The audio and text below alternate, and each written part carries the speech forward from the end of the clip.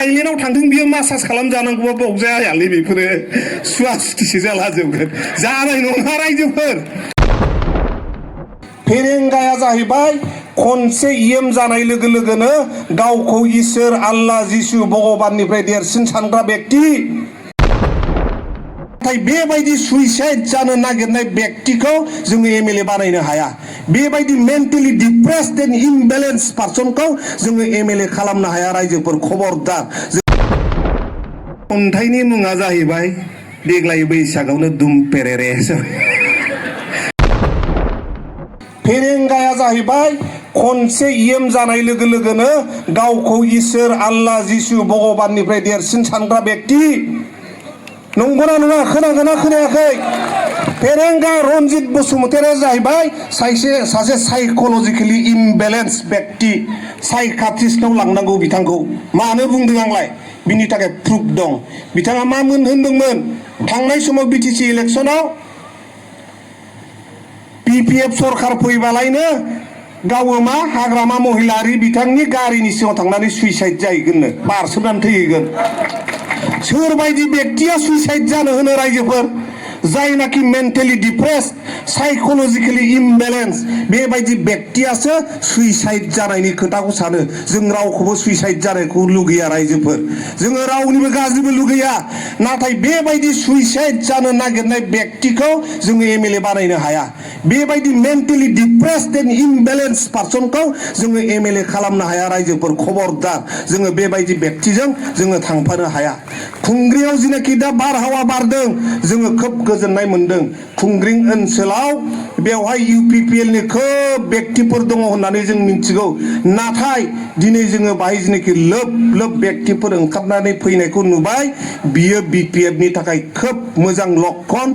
आरो बेनो देखायदों गासैबो बड'लेण्ड ओनसोलाव 15थाबो दिनै बिपिएफ दैदेननाय जिनाखि एनडिए बिजेपिजों लोगोसे नांनानै देरहालांजोबगोन। प्रमद बर' बिथांमोनहा दुलाराय बर' फरायसा आफादनि जिनाखि गोथार जिनाखि मोनसे प्लेटफर्म, बे प्लेटफर्मखौ गावनि पलिटिकेल लाबालाबनि थाखाय बाहायबोदों। दिनै गावनि टेनार गावनि टार्म जोबस्लाबैयावनो मा खालामदों? दिपेन बर' बिथाङा दुलाराय बर' फरायसाखौ नागारनानै मा खालामदों? नोङो अदालगुरियाव इलेक्सन दारायनो ओंखारदों। दिनै हेड क्वार्टार बायदि बिथांमोनहा दुलाराय बर' फरायसा आफादखौ बाहायबोदों। नोंथांमोनाबो सांग्रां जादों। गाबोन मोनसे समाव आङो ज' मावबोनाय रोनगोरा नार्जारि बिथाङा आफादगिरिमोन। आं गुवाहाटी इउनिभारसिटियाव दुलाराय बर' फरायसानि आफादगिरिमोन। बे समाव प्रमद बर' बिथाङा एजिएसमोन। मिशन क्वालिटी एडुकेशन होननानै फोसावदों। गामि गामि ओंखारदों बयबो, जोंबो ओंखारदों। जाय जेखि मिडियामाव फोरोङा मानो फोरोंथों, गावनि गथ'आ मोजां जाथों, साख्रि लाथों बाख्रि लाथों, ओनसोलनि उन्नति खामानि मावगोन, जोंहा जेबो बुंनांगौ गैया। नाथाय बिथांमोननि दैदेननायाव गामि गामि हाबनानै बर' मिडियाम फोरोंनांगौ होननानै मोनसे रेगुलेसन लाबोदोंमोन। नाथाय दिनै फैनानै बिथांमोनहा गाव गावनि गथ'फोरखौ इंराजि मिडियाम फोरोंजोब्बाय। बिथांमोनहा मा बुङो? मुंसे मावो मुंसे, खुगायाव मुंसे ग्राउन्डआव मुंसे। बेबायदि दैदेनगिरिफोरनि जिनाखि फान्दायनाय, बे फान्दायनायाव जोंनि खुंग्रिं ओनसोलनि सिडली ओनसोलनि रायजो राजाफ्रा रावबो थांनो नाङा। जोंहाबो बिथांमोननि खोथाखौ लानानैनो बर' मिडियाम फोरोंजोब्बाय। आंबो फोरोंबाय। रायजो राजा नोंथांमोनहाबो फोरोंबाय नङा होमबा? गावहा दा मोजां थानानै बड'लेण्डआवनो फैबावा। बिटिसिनि डिसिसना प्रमद बर' सरकार दैदेननाय समाव मामोन? डिसिसना रङियाव जाजोबो। मिथिं जायोबाबो रङिया। डिसिसनानो गासिबो आउट अफ बड'लेण्डनि बाहेरानिफ्रायसो फैयो। बे बड'लेण्डनि बाहेरानिफ्राय फैनाय डिसिसना बड'लेण्डनि उन्नति थाखाय बोरै जानो हानो रायजो राजा नोंथां? आं फंसेल' खोथा बुंबावनोसै। बे फेरेंगा रनजित बसुमतारिनि सोमोन्दै खुब लाजि फोरोंदों बियो आंखौ। माबायाव दादगारियाव खुब सरसा जायो खन्थाइया, नङा होमबा बिनिया?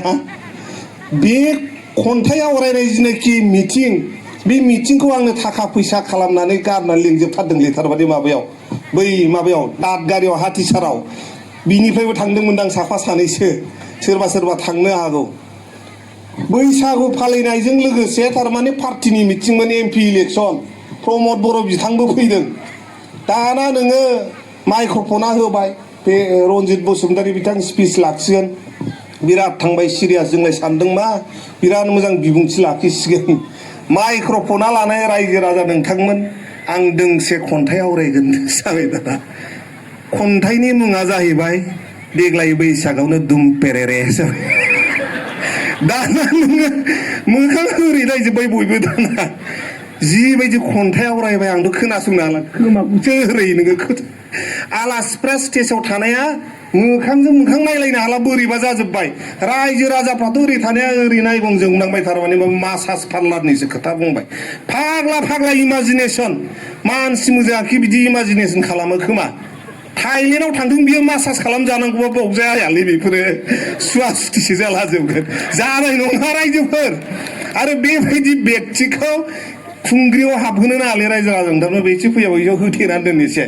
खुंग्रिया खोब शान्ति प्रिय जायगा खुंग्रिया खोब गोथार जायगा बेबायदि ओनसोलाव बेबायदि फेरेंगा रन्जित बसुमतारी बायदि बेक्तिखौ जों हाबहोनो नाङा बे फंनैसो बिबुंथिनि गेजेरजों दिनैनि बे मेलखौ आङो बेखेवबाय होननानै फोसावबाय आरो खनसे बयबो जै होदो दे जयैनो पानिराम ब्रह्म जिन्दाबाद पानिराम ब्रह्म जिन्दाबाद हाग्रामा महिलारी जिन्दाबाद हाग्रामा महिलारी जिन्दाबाद BPF Zindabad BPF Zindabad thank you गोजोन्थों थेंक इउ